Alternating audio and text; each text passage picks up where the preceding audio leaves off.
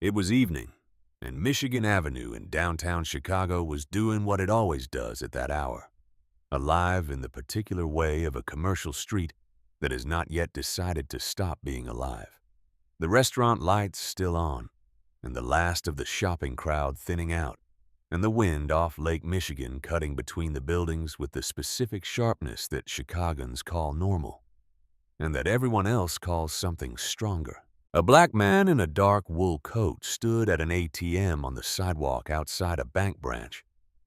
He had inserted his card. He had entered his PIN.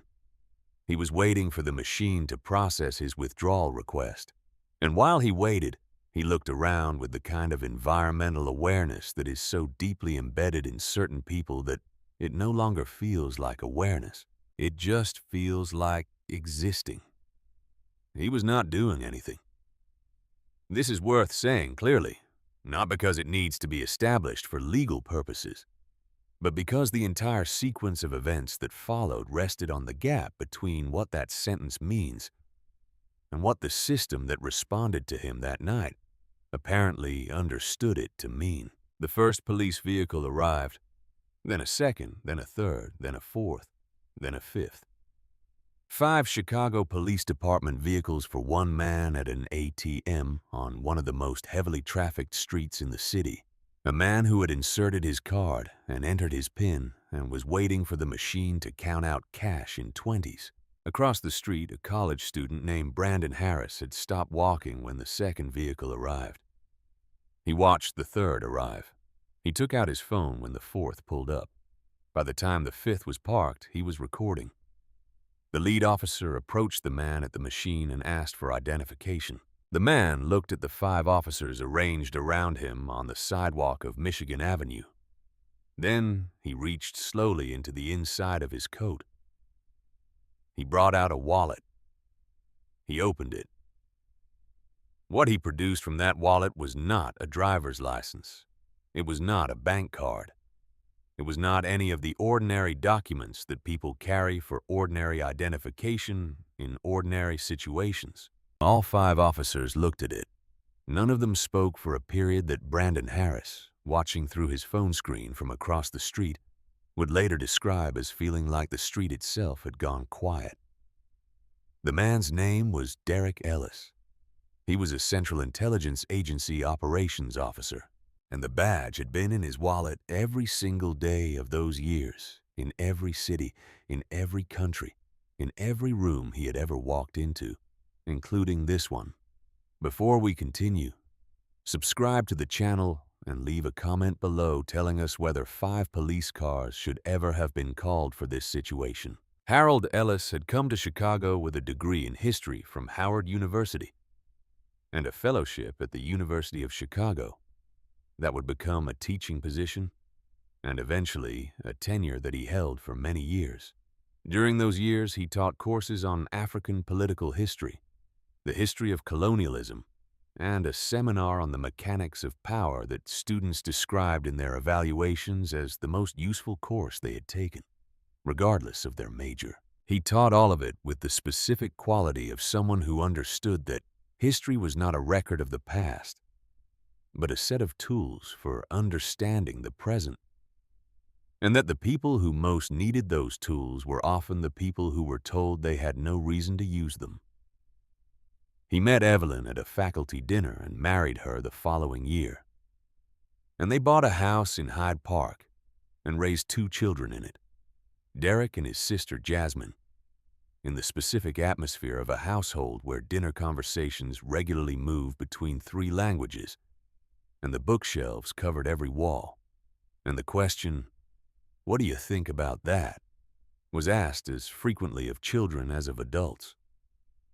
Derek grew up understanding in the way that children of historians understand things that the world had always been more complicated than any single account of it, and that the people who thought they understood it completely were usually the ones who had stopped asking questions. He was a careful child, attentive in the specific way that people become attentive when they have been taught that attention is a form of respect. And he developed early a quality that his teachers described variously as maturity and presence, and that Harold described more precisely as the ability to read a room. He could read a room at a young age. By the time he was in his early 20s, he could read one in 4 languages. He went to Yale and studied international relations with the focused efficiency of someone who had already decided what they were doing and was using the years to build the foundation for it. He understood from the foundation his father had given him that the work he was drawn to required a particular quality of patience and a willingness to operate in spaces where the rules were not visible and the consequences of misreading them were not abstract. He completed a master's in international security at Georgetown and was approached in his final semester by a person whose affiliation was not stated and whose questions were not the questions of someone conducting ordinary academic research. Derek recognized the approach for what it was within the first 10 minutes of the first conversation. He did not say so. He answered the questions honestly and waited. The offer came weeks later. He joined the CIA's Directorate of Operations at a young age and remained there, which took him to many countries and several continents and rooms that no public document would ever describe, and conversations that shaped decisions that appeared, if they appeared anywhere, as footnotes in classified reports that would not be declassified within his lifetime. What those years produced in him, beyond the operational knowledge and the language fluency, was a specific and hard-earned relationship with the practice of reading a room. He had sat across tables from people whose names appeared in intelligence briefs that landed on the desks of cabinet officials. He had operated in environments where the accurate reading of a room was not a professional skill but a survival condition. And he had found through all of it that the version of room reading that no CIA training had ever addressed was the version he had been developing since childhood without choosing to, which was the version that activates when a black man in America understands that a certain kind of attention is being directed at him and needs to calculate in the space of a breath what that attention is likely to do next. That was the version of the skill that mattered on the night in question. Evelyn Ellis was a retired pediatric nurse who had spent many years in the field before her retirement. She was now a patient at Northwestern Memorial Hospital, receiving treatment for a cardiac condition that her doctors described as serious but manageable with the right protocol. Derek had been flying to Chicago from Washington regularly since the diagnosis.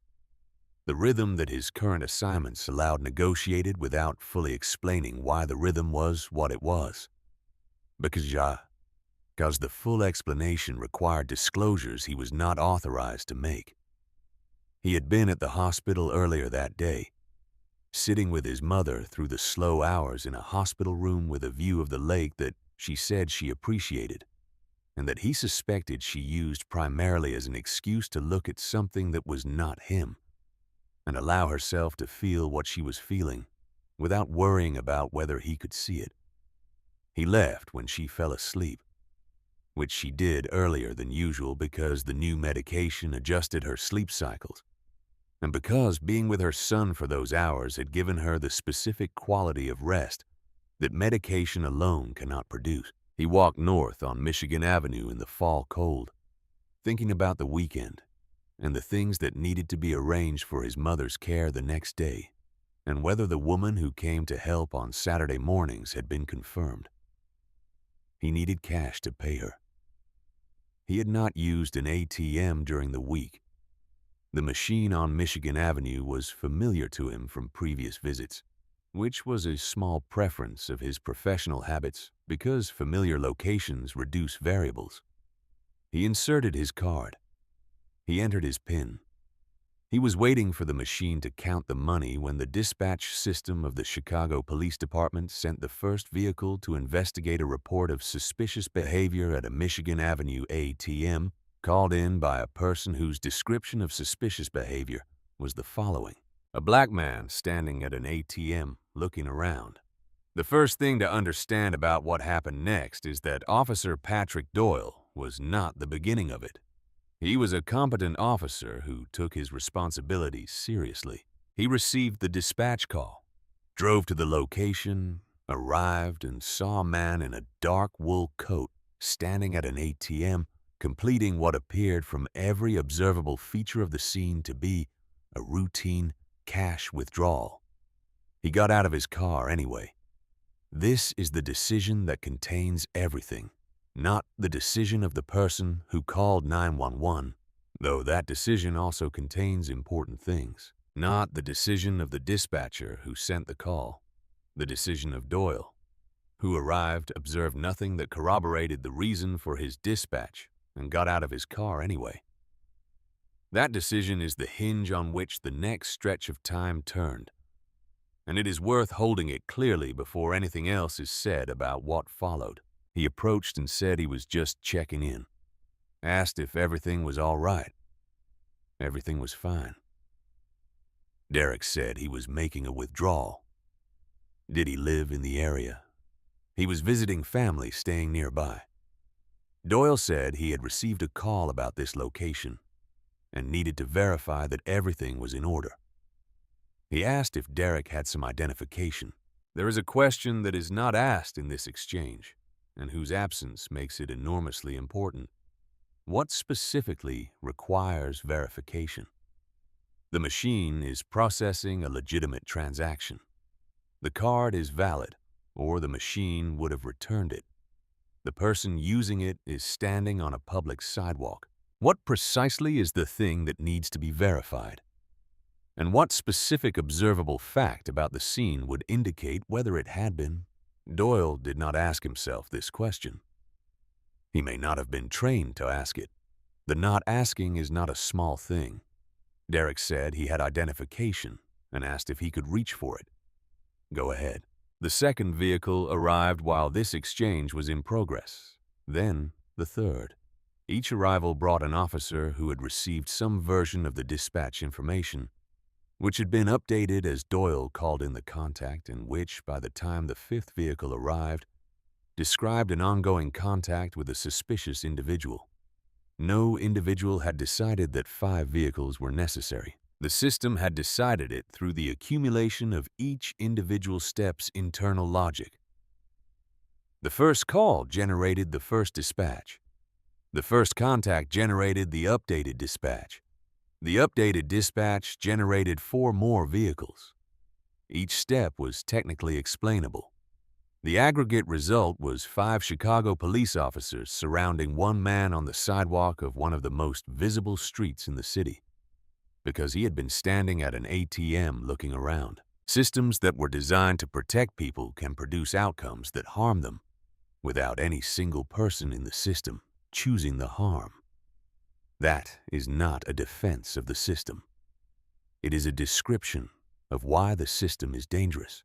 Officer Carla Mendoza was in the third vehicle. She read the situation in approximately the time it took to assess it after arriving. What it would have taken to say what she read in front of 4 colleagues in a situation already in progress was a calculation she had not yet completed.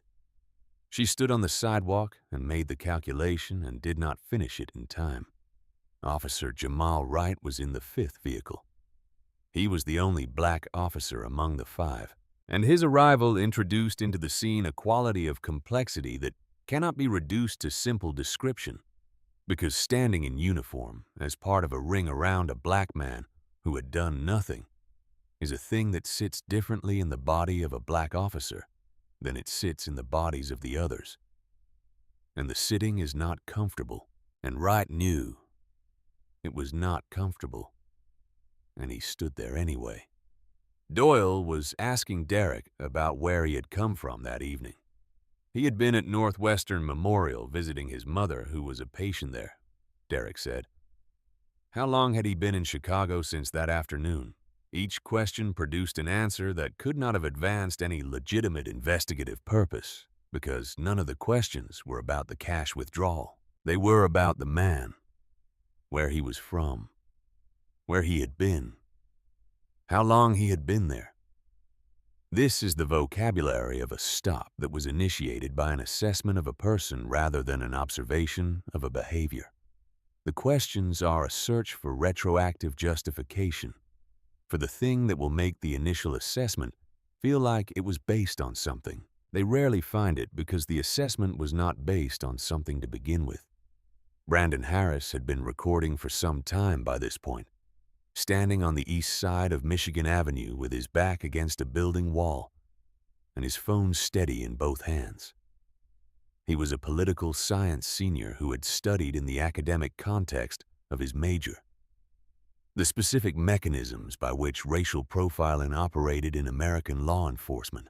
He was now watching one of those mechanisms operate from a short distance away, and the academic context was doing nothing to make it less difficult to watch. Doyle asked if Derek had the card he had used for the withdrawal. He did. He would like to see it along with some identification. Derek looked at the 5 officers around him. The ATM had completed his transaction while the exchange was occurring, and the machine was waiting for him to take his cash. The bills fanned out in the dispenser slot and visible to everyone on the sidewalk. He looked at the cash in the dispenser. He looked at Doyle. He said he was going to reach inside his coat. Go ahead. What happened inside Derek Ellis's coat in the seconds his hand was in there is not something that any observer could see. The camera across the street was recording. The ATM security camera was recording. 5 officers were watching. Brandon Harris was watching through his phone screen. None of them could see what was happening inside the coat, because what was happening inside the coat was not physical. It was a decision, not the decision of which item to retrieve, because that decision had been made before his hand went in. The decision of whether the item he was about to retrieve was the right item to retrieve in this specific situation, on this specific night, in front of these specific 5 people, and the recording camera and the unknown number of people who would eventually watch whatever Brandon Harris was holding up across the street. The CIA does not publish its protocols for officers in civilian situations who are confronted by law enforcement. Those protocols exist in the form of judgment guidance rather than scripts because the situations that require the badge to be produced in a civilian context are too varied for a single script to cover. What the guidance describes is a set of factors to consider, rather than actions to take. And in those seconds, Derek considered them. Was there any operational reason not to disclose his affiliation in this location at this time? No. He was in the United States on a public street in a city with no current operations that his identification could compromise. Was there any personal safety reason not to produce the badge? The situation was tense, but not physically dangerous. Producing the badge slowly and clearly with the production done in full view was the lowest risk version of the next action available to him. Was there any ambiguity about whether the badge would be recognized? Possibly. The CIA badge is not the star-shaped badge of a police officer or the eagle and shield of an FBI agent. It is less visually familiar to law enforcement personnel who have not specifically trained on it. And the possibility that at least some of the 5 officers would need a moment to process what they were seeing was real. He decided to produce it anyway because the alternative was to produce a driver's license, which would tell these 5 officers that he was Derek Ellis of Washington, D.C., and that information would answer none of their questions and would give them no reason to end a stop that had no basis for having begun. He brought out the wallet. He opened it. He held it in front of him at a height that all 5 officers could see clearly without moving toward him. The badge was the color and shape of a federal credential with the seal of the United States government and the specific identification of the issuing agency in clear print. And beside it, the laminated identification card with his photograph and his name and his service designation. Doyle looked at it. He looked at the badge for a couple of seconds, which is long enough to read what is on something, but not long enough to fully process what it means. Then he looked at Derek. Then he looked at the badge again.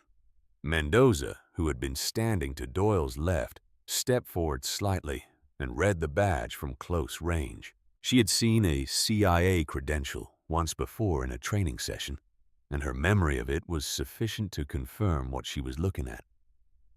She said something to Doyle quietly, audible only to him and to Wright directly behind her. "That's the agency," she said. The word agency spoken in that specific context requires no further clarification. Doyle heard it. The expression on his face did not change in a dramatic way because he was trained not to let his expression change dramatically in public situations, but something in the quality of his stillness shifted in the way that stillness shifts when it is no longer the stillness of waiting for something to happen and becomes the stillness of standing in the aftermath of something that has already happened. Wright had recognized the badge in the first second, not the first second after Mendoza identified it, the first second after it appeared. He had seen it and known it and had not said anything. And the gap between recognizing and not saying existed in the specific shape of a calculation that he would spend considerable time afterward trying to understand the dimensions of. Flynn and Kowalski on the outer edges of the semicircle were still processing, looking at the badge with the expression of people who know they are looking at something important and are working out what it is. "My name is Derek Ellis." He said he was an operations officer with the Central Intelligence Agency. He had been at Northwestern Memorial Hospital visiting his mother, who was a patient there. He had come to this ATM to withdraw cash. The transaction was completed before the first vehicle arrived. He would like to take his cash from the machine and go home. He paused. Was there anything else they needed from him tonight? 5 officers on the sidewalk of Michigan Avenue, and not one of them had an answer ready. Sergeant Rachel Torres arrived when dispatch flagged the contact as ongoing. She parked behind the 5th vehicle, got out, and took in the scene with the practiced efficiency of someone who has been reading scenes for many years. 5 officers, 1 man, a wallet held open in front of him. She walked directly to where Derek was standing and looked at the wallet without being offered it. She read the credential. She looked at the badge. She straightened up and looked at Doyle with an expression that communicated without words several things simultaneously. That she had understood the situation, that she would be asking questions about it later, and that right now the priority was the man on the sidewalk with his wallet open. She apologized. She said he was free to go. Derek looked at her. He was going to take his cash, he said. He turned to the machine, which had timed out during the exchange, and returned to its home screen with his money still waiting in the dispenser. He pressed the button to retrieve it. The machine counted out the cash, and he took the bills and folded them and put them in his pocket. He took his card. He took the receipt. He closed his wallet and put it in his coat. He said to Torres without particular emphasis that the camera on the machine had been recording since he arrived, and he suggested she contact the bank before morning. Then he walked north on Michigan Avenue and did not look back. Brandon Harris lowered his phone when Derek rounded the corner and disappeared from his sightline. He looked at the footage. He looked at the officers still on the sidewalk near the ATM. He looked at the footage again. He posted it with a caption that said, 5 Chicago police cars for 1 black man at an ATM on Michigan Avenue tonight. He wasn't doing anything. Watch how long the badge takes to land. He did not say what the badge was. He let the footage do that. The video spread quickly. The phrase CIA, badge ATM. Chicago was the most searched combination of terms on 2 major platforms, and the story was running on the national desks of every major news organization in the country. The thing about the footage was that it was complete in a way that made it difficult to argue around. It showed the beginning, the middle, and the end. It showed 5 vehicles arriving for 1 man. It showed the wallet opening. It showed the stillness after. And the stillness was the part that people kept pausing on, kept rewinding to, kept describing to each other with some version of the same sentence. Watch what happens when they see it. Derek arrived at his parents' house in Hyde Park, with the lights on in the kitchen. Harold was at the table with a cup of tea and the radio on low, which was his habit when he could not sleep, and did not want to disturb anyone with the television. He looked up when Derek came in. Derek sat down across from his father and did not say anything for a moment. Harold looked at him with the specific look of a man who has been teaching history for many years and who has developed in that time a considerable ability to read the expression of a person who has just encountered history rather than read it. "Something happened tonight," he said. "Yes," Derek said. "Are you hurt?" "No." "Then tell me." Derek told him. He told it in the order it happened, with the detail that his training had made instinctive, not leaving out the uncomfortable parts and not adding emotional commentary that would have made it easier to hear. He told it the way he would have told it in a debrief, which was the only way he knew how to tell difficult things completely and without ornament. Harold listened without speaking. He held his teacup in both hands and looked at the table and listened to the whole thing. When Derek finished, Harold was quiet for a long time, not the quiet of someone formulating a response, the quiet of someone sitting with something that has weight and that deserves to be sat with before anything is said about it. He had taught history for many years, he said finally. He had taught every chapter of what this country had done and every chapter of what it had said it stood for. He had taught those two things together because he believed that understanding both was more useful than knowing only one. And Derek had watched him do that his whole life and had gone out and chosen to work inside the system his father had taught him to understand. He paused, and tonight the system had done this to him on the way home from the hospital, where his mother was sleeping. He set his teacup down. He did not know what to do with that. He said he was a historian, and he did not know what to do with that.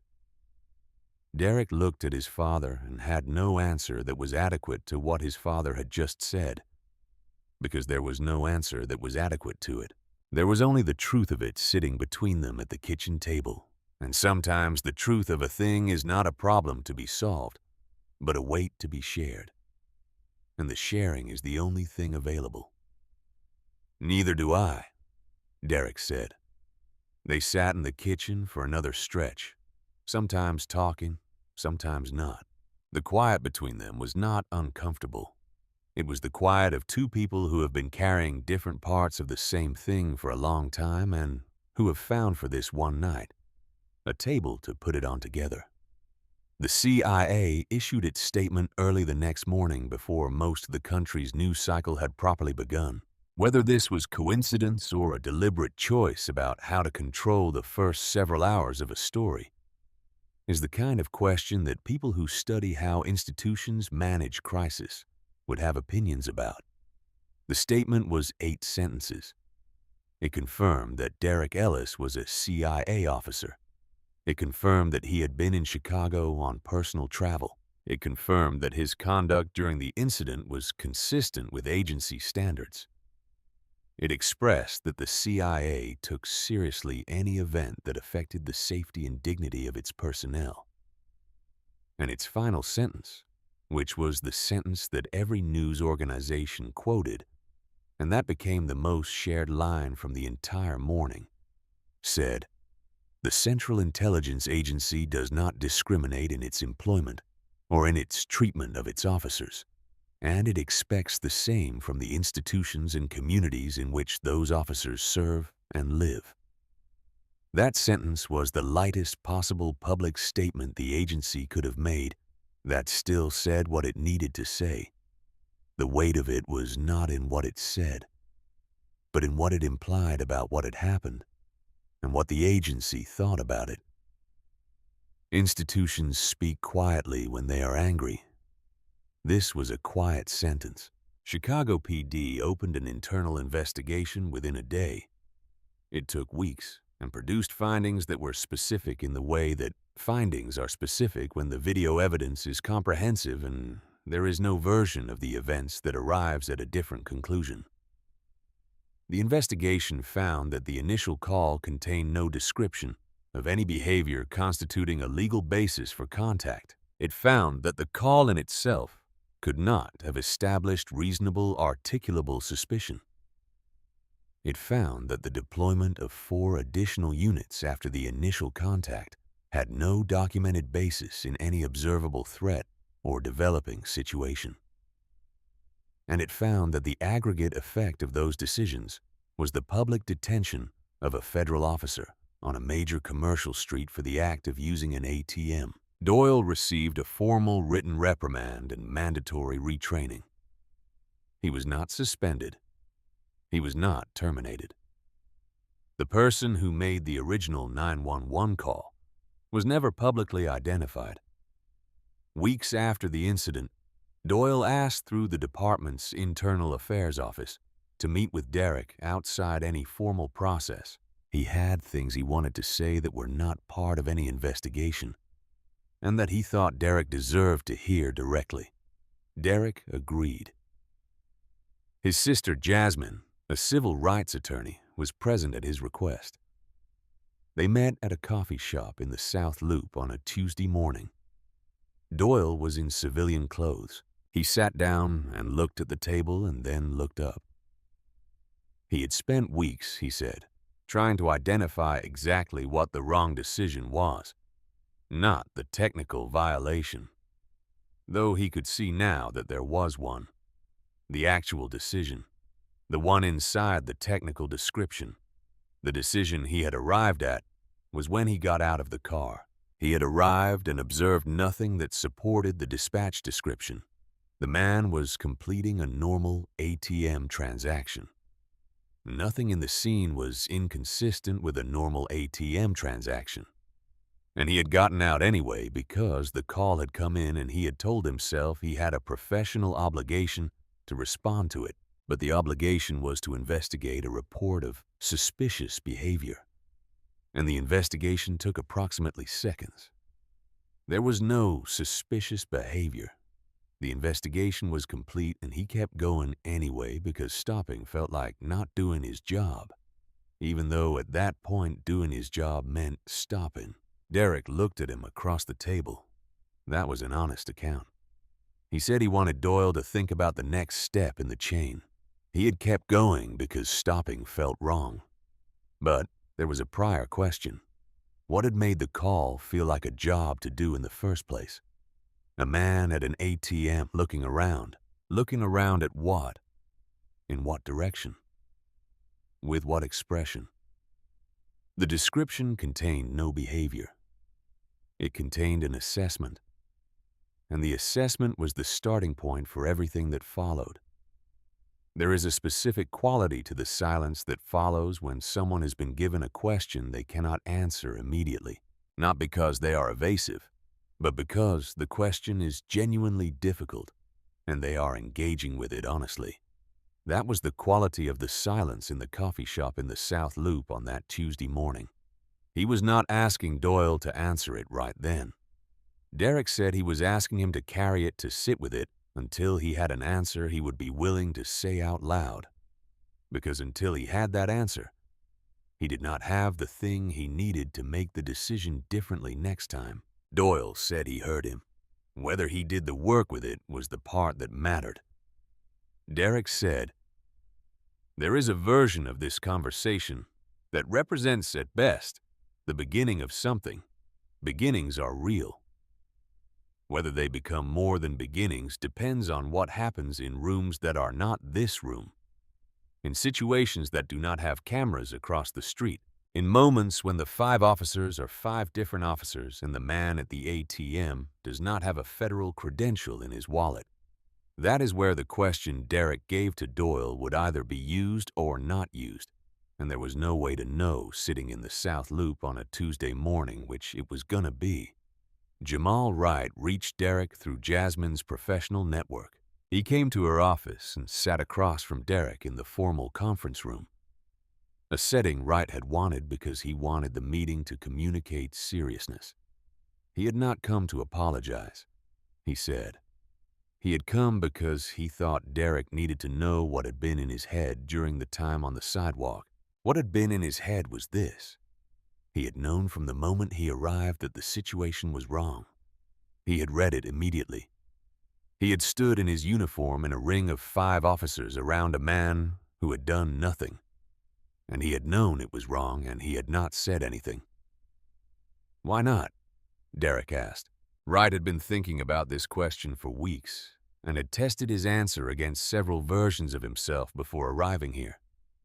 Because he was afraid of what would happen to him if he said it out loud, he said in front of 4 colleagues in a situation already in progress. He was thinking about his career and his standing, and what it would mean to be the officer who stopped that contact.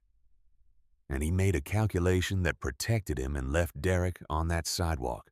He looked up. That is what happened. He said he was not going to give it a better name than that. The thing about Wright's account is that it was the most honest thing any of the 5 officers said to Derek. And it was honest in the way that things are honest when the person saying them has decided not to protect themselves from the full weight of what they are saying. It did not make what happened better, but it made the conversation real in a way that the other conversations had not quite managed to be. He appreciated that. Derek said the calculation Wright described was a real one. He continued he understood the weight of it. He had made similar calculations in different contexts, and he knew what it cost to make them.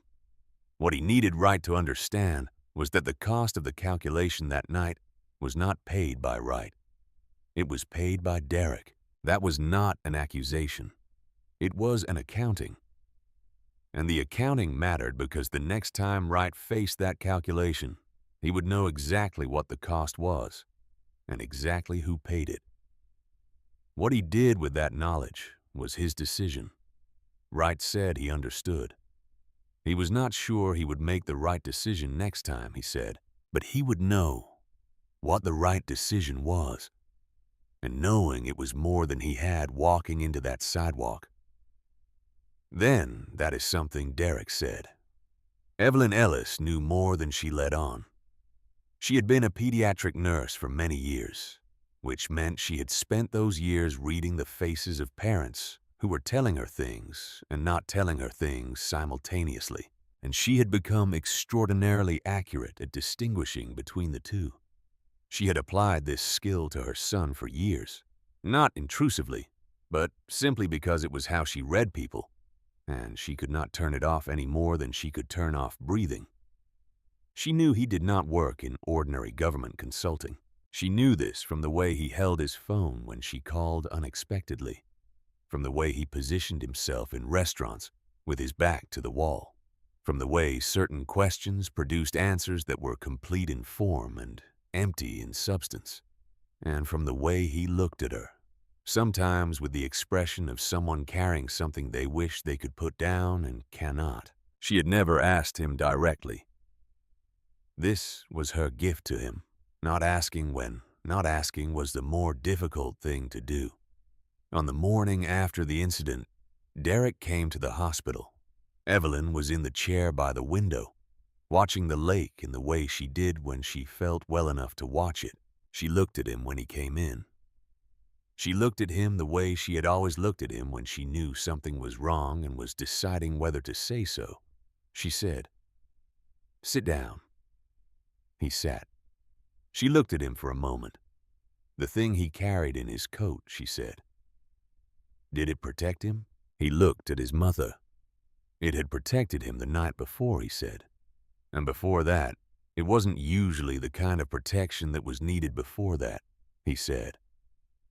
She looked at the lake. She had spent years in hospitals looking at families who thought the worst thing was the diagnosis, she said. And most of the time they were wrong. The worst thing was the part between the diagnosis and whatever came next, the part where you had to keep living normally inside something that was not normal. She paused. She was not talking about herself. She said she was fine. and the doctor said she would be more fine in time. She was talking about him, about the part where he had to keep living normally inside a life that required things of him that were not normal, and where last night was one of those requirements, and where last night was going to happen again in a form that was the same thing, differently dressed. He did not say anything. "Did that get easier?" she asked. He thought about the question for a long time before answering it. "It got more familiar," he said. Whether familiar and easier were the same thing, he was not sure. She nodded in the way she nodded when she had received the answer she asked for and found it to be accurate. "Your father called me this morning," she said. He told her what he had said to Derek in the kitchen about not knowing what to do with it. He remembered. Derek said he did know what to do with it. She said he had always known what to do with it. He taught it to other people because he knew it. What he did not know how to do was feel it when it happened to his son. She looked at the lake again. That was a different thing, she said, and there was no protocol for it. The thing about Evelyn is that she had always understood something about her son, that the people who knew what he did for a living understood intellectually, but that she understood in the particular way that mothers understand things, which is from the inside out rather than the outside in. She understood that the work required him to carry certain weights and to carry them without showing they were heavy. She had watched him develop this capacity since he was a child, and she had been simultaneously proud of it and afraid of it in the way that parents are proud and afraid of the things in their children that will take them far from safety. She held his hand for a moment before he left the hospital that morning. She did not say anything when she held it. She just held it. Some things are said with the hands better than with the mouth. Jasmine came to the family house in Hyde Park that evening. She and Derek sat in the kitchen after dinner. The same kitchen where Harold had taught Derek to read maps when he was young, and where Evelyn had taught him to make jollof rice when he was young, and where the family had had every important conversation that required the specific gravity of home. She poured 2 glasses of wine and put one in front of him and said she needed to say something and she needed him to let her finish before he responded. He said, "Go ahead." She had been a civil rights attorney for many years. She said she had taken cases against law enforcement agencies in several states. She had sat with clients who had been through things that made what happened to him the night before look like a minor inconvenience by comparison. And she had also spent years watching him operate in a world that she thought did not deserve the people who worked in it as faithfully as he worked in it. She paused. She was not telling him to stop. She said she knew why he did what he did and she respected it. What she was saying was that the night before was not a minor inconvenience. It was a man surrounded by 5 police officers on a public street for withdrawing money from an ATM, and the badge ended it, and the badge should not have been necessary to end it. And she wanted him to sit with that rather than fold it into the professional register where things become manageable. Derek looked at his sister. She had always been the more direct of the two of them. It was a quality their parents had given them both, and it had expressed itself differently in their respective careers. In his case, as the ability to be direct in rooms where directness was dangerous, and in hers as the ability to be direct in rooms where directness was necessary. The distinction between those 2 applications of the same quality had always seemed to him one of the more accurate ways of describing the difference between their lives. He was sitting with it. He said she knew. She wanted to sit with it with him. He looked at her. They had grown up in this kitchen, and they had lived very different versions of what growing up in this kitchen had made them. And they had found over the years that the difference in those versions was less important than the fact of having grown up in the same kitchen. The thing he kept coming back to was not the badge.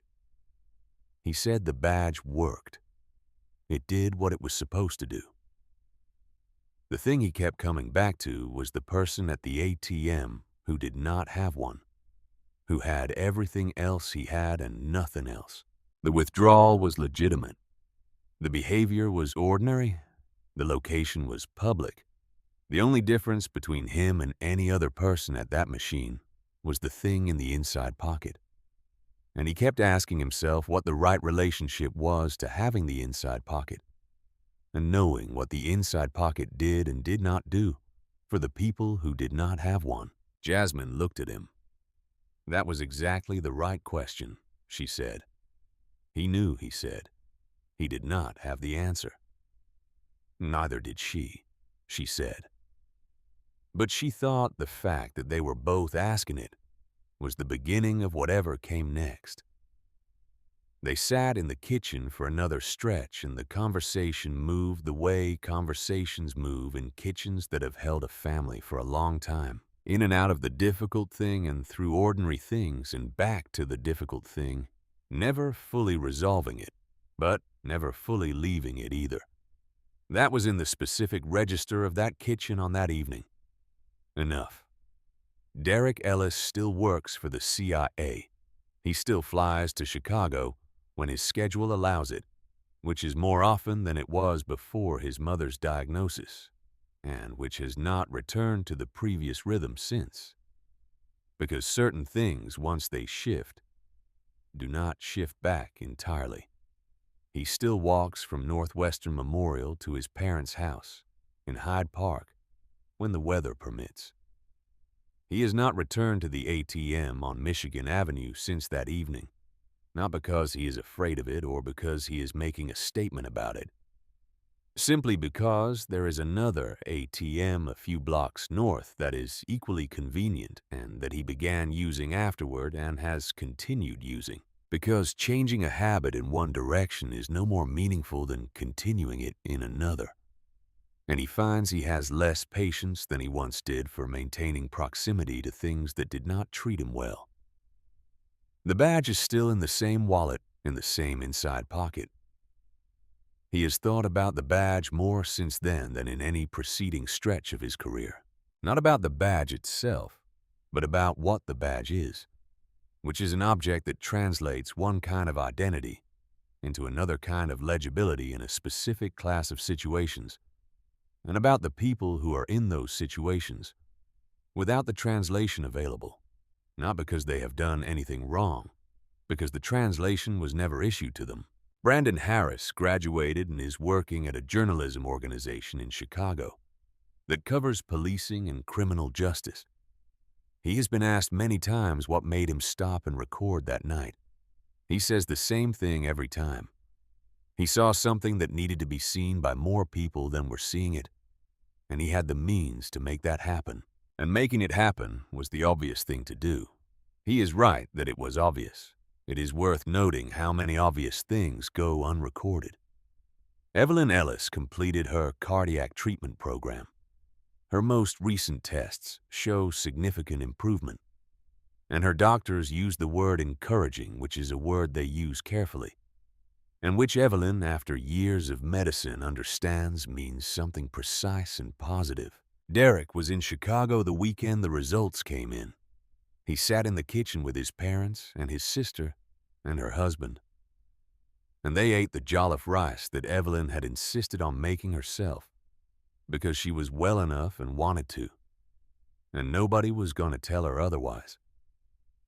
Harold gave a lecture the following semester in the course on the mechanics of power that his students had been describing as transformative for many years. The lecture was on the specific mechanisms by which institutions produce outcomes that no individual within them specifically chose.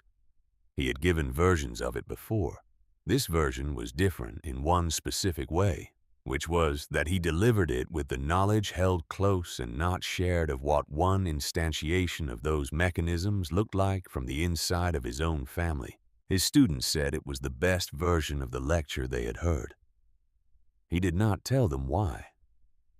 According to reports from the Civilian Office of Police Accountability in Chicago, Black residents are stopped by Chicago Police Department officers at a rate significantly disproportionate to their share of the city's population. The report does not track the professional credentials of the people who are stopped. It does not record how many of them work for federal agencies. It does not record how many of them have spent years serving a country that on an evening sent 5 vehicles to surround them while they withdrew cash from an ATM.